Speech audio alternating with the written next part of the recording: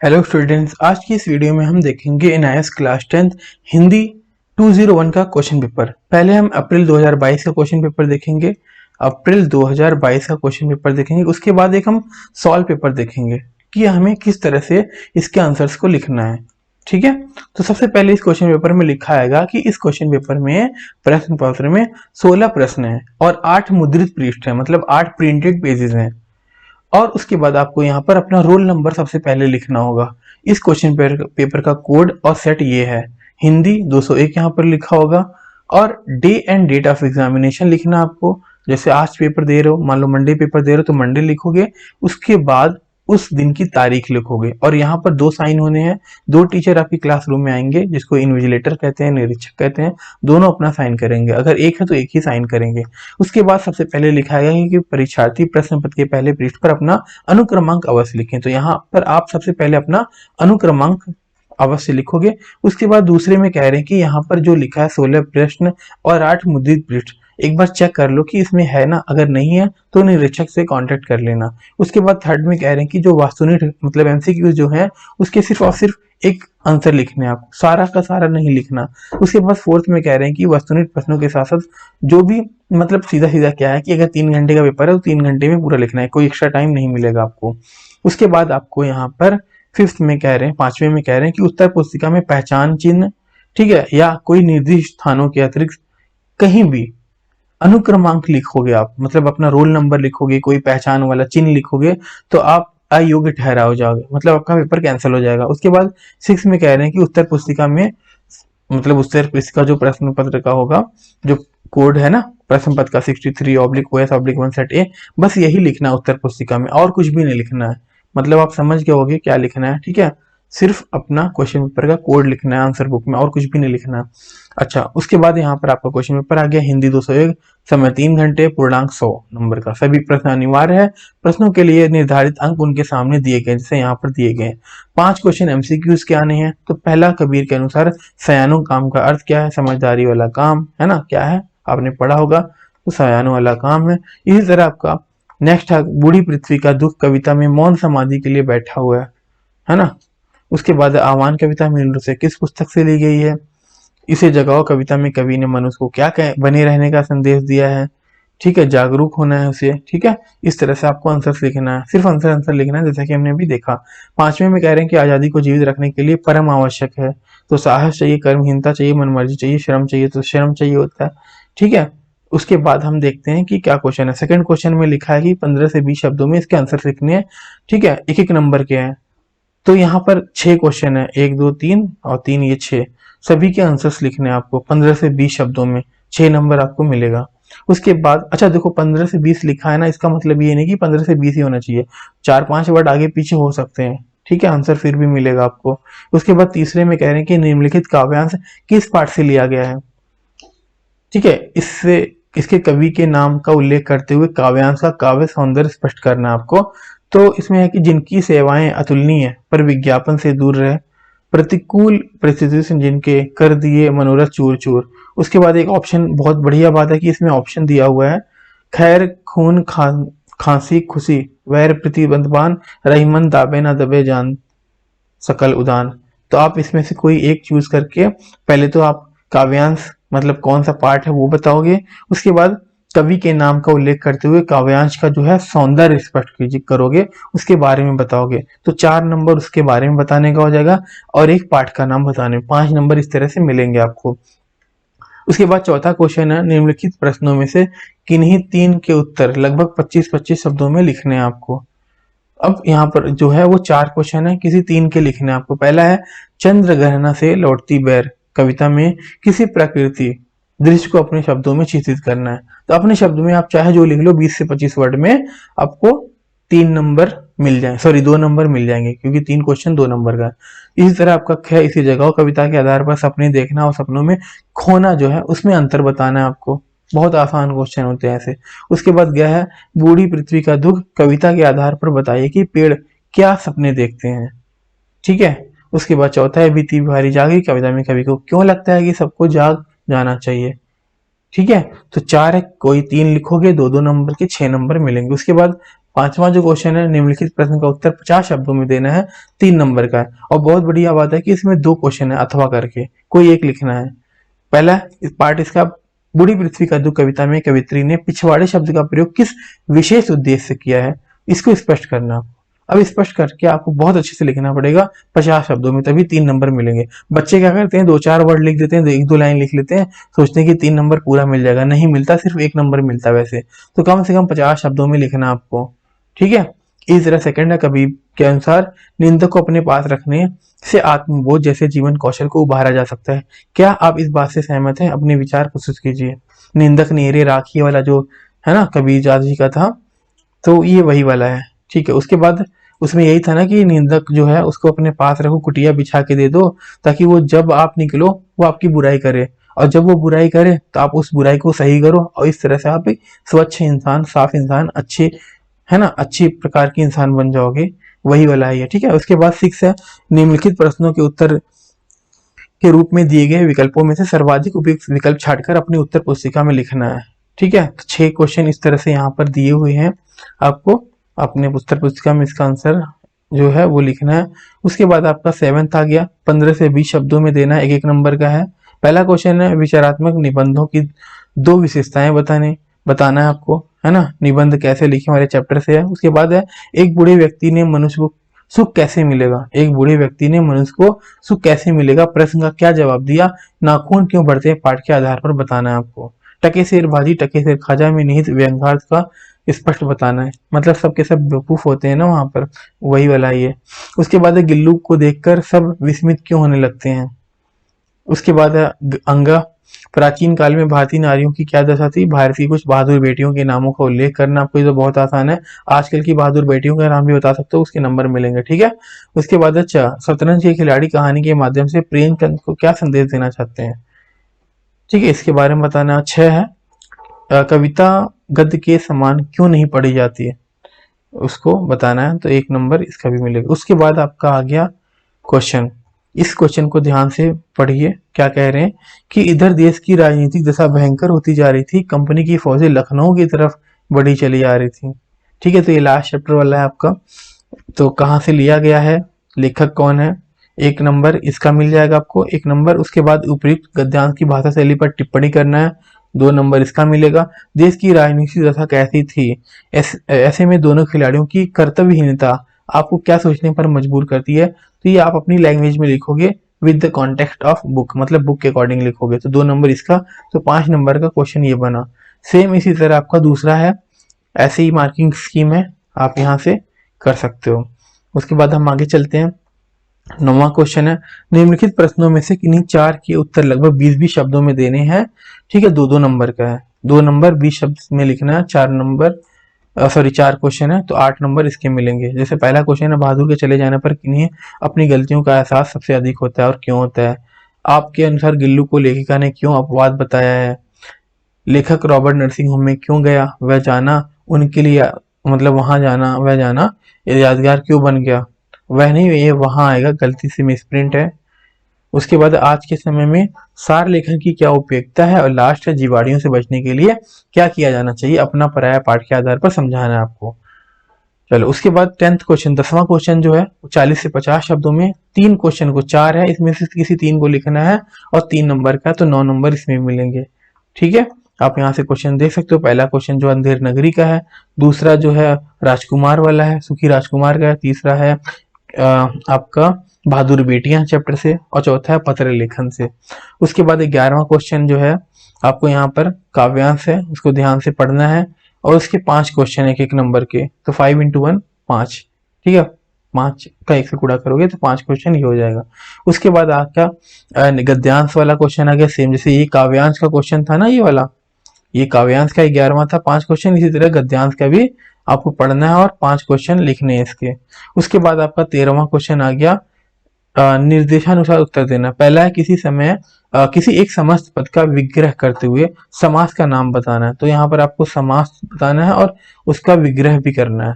तो ये grammar portion है, तो ग्रामर पोर्शन में से आप देखें तो 10 नंबर का आता है इसमें से, ठीक है। जैसे यहाँ पर प्रत्यय के हो गए, उपसर्ग के हो गए, संधि विच्छेद के क्वेश्चन आ जाते हैं इसमें, ठीक है। वाक्य भेद आ गया, यहाँ पर संज्ञा जो संयुक्त वाक्य है उसको बदलने वाला भी आ जाता है यहाँ पर। तो 10 क्वेश्चन मिला जुला के ऐसे देते हैं आप पर।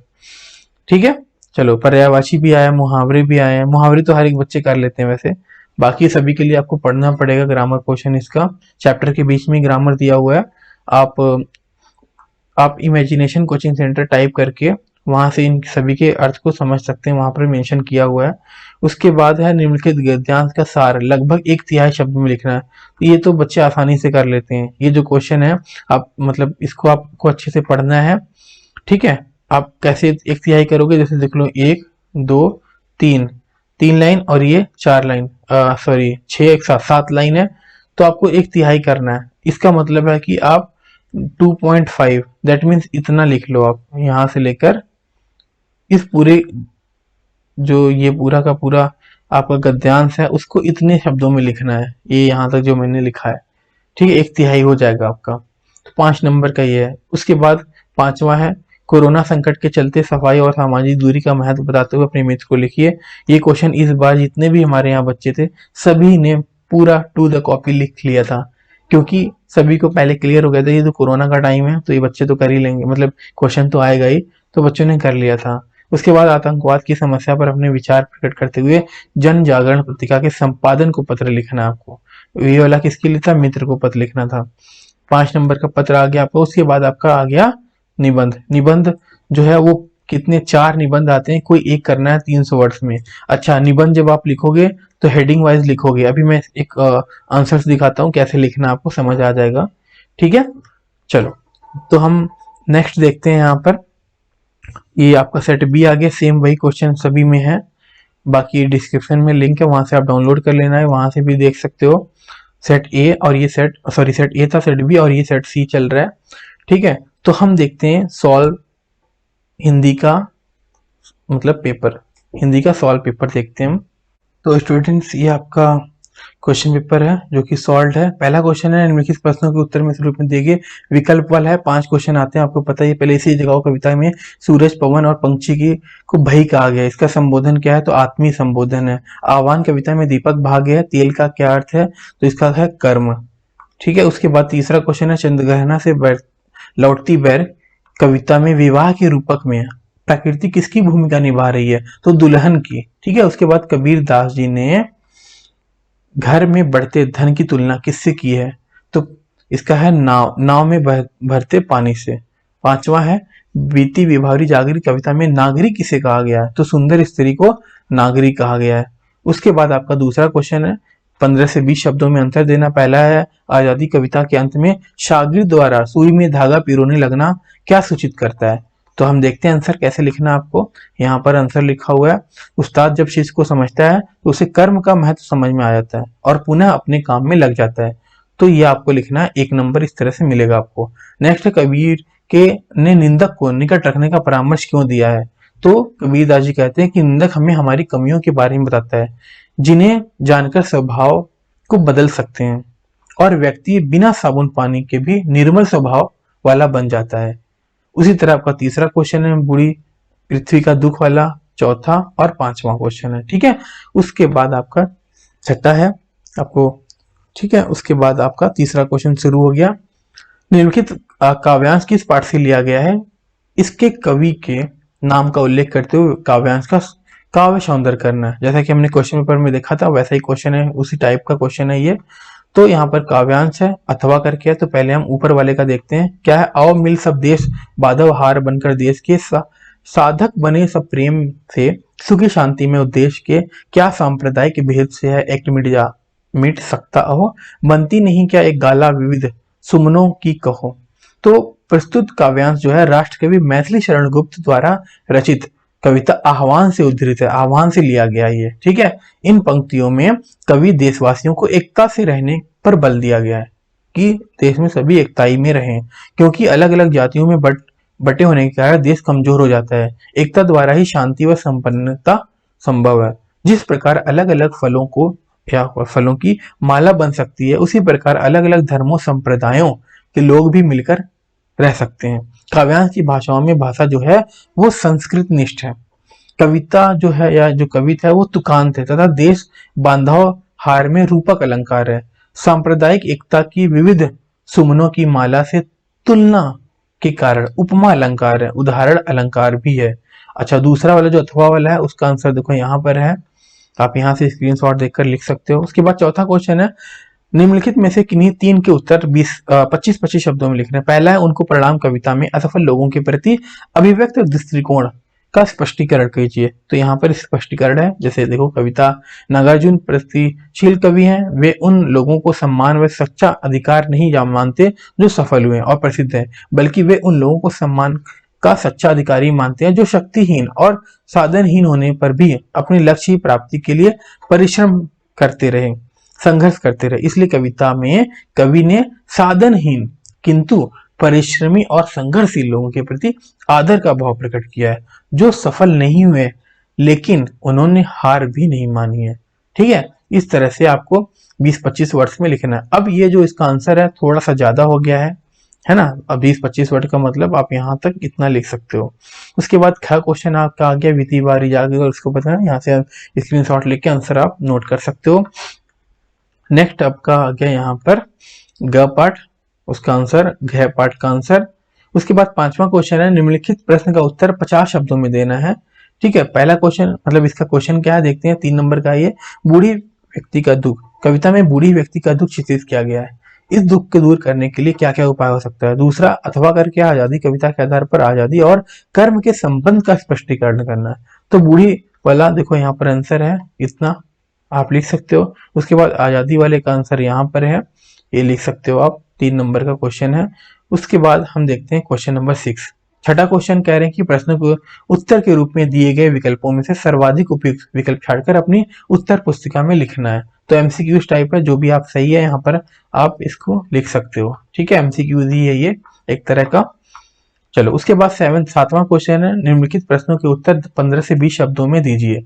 मास्टहेड किसे कहते हैं। तो अखबार के पहले पृष्ठ पर सबसे ऊपर अखबार का नाम लिखा होता है, यही मास्टहेड है।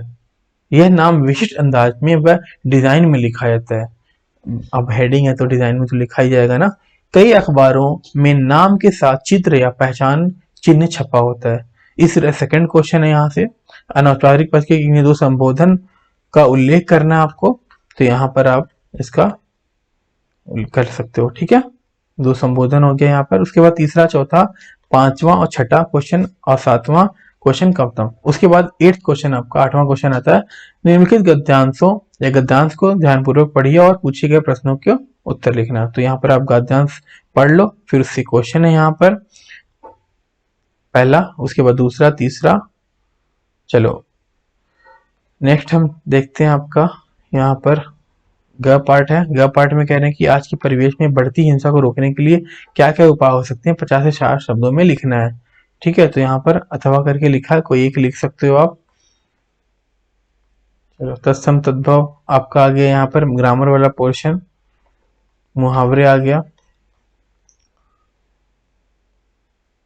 चलो, उसके बाद ग पार्ट में कह रहे हैं कि गव्यांश में वाजिद अली शाह के समय के, है ना। तो वही क्वेश्चन है, कोई एक कर लो, बहुत है, इतना करने की जरूरत नहीं है आपको। मेन आपको आइडिया होना चाहिए किस तरह के क्वेश्चन आते हैं। अब 9th क्वेश्चन देखते हैं। 9वां क्वेश्चन है, निम्नलिखित प्रश्नों में से किन्हीं 4 के उत्तर लगभग 20-20 शब्दों में लिखना है। तो पहला है, अपना पर्याय पाठ के आधार पर बताइए कि एलर्जी किसे कहते हैं। इसके 2 लक्षण भी लिखने हैं आपको, तो यहाँ से आप लिख सकते हो। 20-20 शब्दों में लिखना है, ये थोड़ा सा वास्ट है, आप इसे इन शॉर्ट लिख लोगे तो ज्यादा बेहतर होगा। ठीक है, ख हो गया इस तरह से यहाँ पर। उसके बाद आगे चलते हैं, ये आपका ग पार्ट हो गया यहाँ से यहाँ तक। उसके बाद आपका घ हो गया। ठीक है, और लास्ट अंग, मीर और मिर्जा ने गोमती के किनारे शतरंज खेलने का निर्णय क्यों लिया था, उसका क्वेश्चन आ गया। उसके बाद 10वां क्वेश्चन आ गया, निम्नलिखित प्रश्नों में से किन्हीं 3 के उत्तर लगभग 40 से 50 शब्दों में देना है। तो यहाँ पर पहला क्वेश्चन है, उसका आंसर यहाँ से देख सकते हो। उसके बाद हम देखते हैं आपका ख वाला क्वेश्चन। ख का क्वेश्चन है, आंसर ये रहा। उसके बाद ग का आंसर आपका ये रहा। घ का आंसर ये रहा। आपको सिर्फ 3 लिखना है। ठीक है, आप 3 लिखकर काफी अच्छे नंबर गेन कर सकते हो। नेक्स्ट हम चलते हैं आगे अपने, आपका 11वां क्वेश्चन आ गया, निम्नलिखित काव्यांश को ध्यानपूर्वक पढ़ना है और उसके आंसर देने हैं। तो काव्यांश आपका ये रहा, और इसके 1 2 3 4 5 क्वेश्चन हो गए। उसके बाद 12वां क्वेश्चन जो है गद्यांश है, गद्यांश को पढ़ना होता है हमें। आप गद्यांश को पढ़ लो और उसके आंसर देखो, पहला, दूसरा और आगे चलते हैं हम यहाँ पर, तीसरा, चौथा और ये पांचवा, 5 गद्यांश हो गए। उसके बाद आपका सेकंड पार्ट है विग्रह पूर्वक समास का नाम लिखना है, देशभक्ति अथवा रात दिन। देश के लिए भक्ति जो है वो तत्पुरुष समास है, रात और दिन जो है वो द्वंद्व समास है। ठीक है, क्योंकि 13वां जो प्रश्न है वो निर्देशानुसार उत्तर देना आपको। दूसरा पार्ट है, क्या कह रहे हैं, दूसरा पार्ट है, दूसरा भाग है विग्रह पूर्वक समास का नाम लिखना है, तो वो हमने देख लिया। पहला था इसका संधि विच्छेद करना है। जन्मोत्सव का क्या होता है, जन्म प्लस उत्सव। स्वाधीन का होता है स्व प्लस अधीन। तीसरा है अनु उपसर्ग के 2 शब्द बताने हैं, तो बहुत आसान है, तो अनुवाद, अनुकूल, अनुसार, अनुरोध, ठीक है, अनुप्रास, ठीक है, अनुज, आप कोई से भी 2 लिख सकते हो। उसके बाद चौथा है वह गोरों की फौज थी जो लखनऊ पर अधिकार जमाने आई थी। सरल वाक्य में बदलना है, तो वह गोरों की फौज लखनऊ पर अधिकार जमाने आई थी, बस सरल भाषा में लिख दिया, 1 नंबर हो गया। उसके बाद है चार का गजर बज ही रहा था कि फौज की वापसी की आहट आई। रचना के अनुसार वाक्य भेद बताना है, तो क्या है, मिश्र वाक्य है ये, बहुत सारी चीजें मिक्स है ना, इसलिए। अरे भाई तुम इतने बड़े हो गए, यथास्थान उपयुक्त विराम चिन्ह लगाना है ना, एक्सक्लेमेशन मार्क है ना यहाँ पर, हाँ ये, तो अरे के नीचे हम क्या लगा देंगे, एक्सक्लेमेशन मार्क लगा देंगे। उसके बाद दांत खट्टे करना, नाक काटना, किसी मुहावरे का बताना है। दांत खट्टे मतलब हर युद्ध में भारतीय सेना ने दुश्मनों को के दांत खट्टे कर दिए। नाक काटना, मोहन जी के पिता शिक्षक है और मोहन गलत संगति में पढ़कर उनकी नाक काट रहा है। ठीक है, अच्छा 7वां क्वेश्चन है दुर्जन लोग किसी का भला नहीं करते, वाक्य शुद्ध रूप में, तो दुर्जन किसी का भला नहीं करते, हो गया। उसके बाद आपका है 9वां क्वेश्चन है मदन, गोपाल और गीता जा रही हैं, तो वाक्य शुद्ध रूप में लिखना है, तो मदन, गोपाल और गीता जा रहे हैं। ठीक है, जा रही है नहीं, जा रहे हैं, ये तो बहुत आसान था। उसके बाद एक प्रत्यय से 2 शब्द बनाना है, तो भौगोलिक हो गया, सामाजिक, प्राथमिक, अनुभाविक। 14वां क्वेश्चन है निम्नलिखित गद्यांश का सार लगभग 1/3 में लिखना है, तो आप यहाँ पर देख लो, जैसा कि अभी हमने देखा था, तो 4 लाइन यहाँ पर है, बाकी का जो नेक्स्ट लाइन है वो नेक्स्ट पेज पर है, यहाँ से देख लो, यहाँ से पूरा आ गया। इसका 1/3 देखो यहाँ पर आंसर लिखा हुआ है, तो आपको यहाँ से स्क्रीनशॉट लेकर या पीडीएफ डाउनलोड करके देख सकते हो कि किस तरह से लिखना होता है। 15वां क्वेश्चन है टीवी पर बढ़ती हिंसा और अश्लीलता के विरोध में अपने विचार व्यक्त करते हुए दैनिक हिंदुस्तान के संपादक के नाम एक पत्र लिखना, या दूसरा अथवा करके दिया, आम ग्रीष्म काल में नैनीताल के पर्यटन पर जाना चाहते हैं। आप ग्रीष्म अवकाश में, गर्मी की छुट्टी में नैनीताल के पर्यटन पर जाना चाहते हैं। निर्देशक पर्यटन विभाग नैनीताल को पत्र लिखकर नैनीताल और आसपास के दर्शनीय स्थलों तथा आवास और भोजन आदि की व्यवस्था के बारे में जानकारी प्रदान करने का अनुरोध करना है। तो ये थोड़ा सा कॉम्प्लेक्स लग रहा होगा आपको, तो टीवी पर बढ़ती हिंसा वाला ही आप कर सकते हो। तो आपको पत्र का जो है फॉर्मेट पता होना चाहिए कि सबसे पहले यहाँ ये चीज तो लिखते ही लिखते हैं, इतना ये तो होना ही होना। उसके बाद जो बॉडी है वो बॉडी में आप अपने से बना के लिख सकते हो, ठीक है। तो ये वाला इंपॉर्टेंट पार्ट होता है, ये तो होना ही होना है। उसके बाद ये तो अपने से बना के लिखोगे तब भी नंबर मिलेंगे, ये वाला सही होना चाहिए बस, कि किस जगह कहाँ कहाँ क्या लिखना है, ठीक है। चलो आगे चलते हैं हम, उसका जो पार्ट है ये लिख दिया, आशा है। उसके बाद लास्ट में जो है धन्यवाद भवदीप है, ये भी लिखना जरूरी होता है, ठीक है। अथवा वाले का भी यहाँ पर आंसर है, तो फॉर्मेट देख लो, उसमें भी सेम इसी तरह से है ना, विषय के साथ। ये हो गया। उसके बाद 16वां क्वेश्चन है निबंध, तो निबंध यहाँ पर कितने 4 निबंध आते हैं, कोई एक 300 शब्दों में लिखना, 10 नंबर का। सब बड़े पे आप देख लो निबंध लिखा हुआ है, इस तरह से आपको निबंध लिखना है। तो ये बहुत आसान है, आप खुद कर सकते हो, इसलिए मैं इसे समझा नहीं रहा, ठीक है। तो ये देखो यहाँ उन्होंने पैराग्राफ वाइज लिखा है। चलो उसके बाद हम देखते हैं अपना समाचार पत्र के बारे में निबंध, तो यहाँ पर समाचार पत्र के बारे में निबंध है आपका। उसके बाद है, क्या नहीं कर सकती नारी, नारी के लिए है, तो आप नारी के बारे में यहाँ पर लिख सकते हैं पैराग्राफ पॉइंट वाइज, जिससे आपको आसानी से अच्छे नंबर मिल जाए। मोबाइल फोन लाभ और हानियां, ये बहुत इंपॉर्टेंट है, ये कई बार आ चुका है एग्जाम में, ठीक है।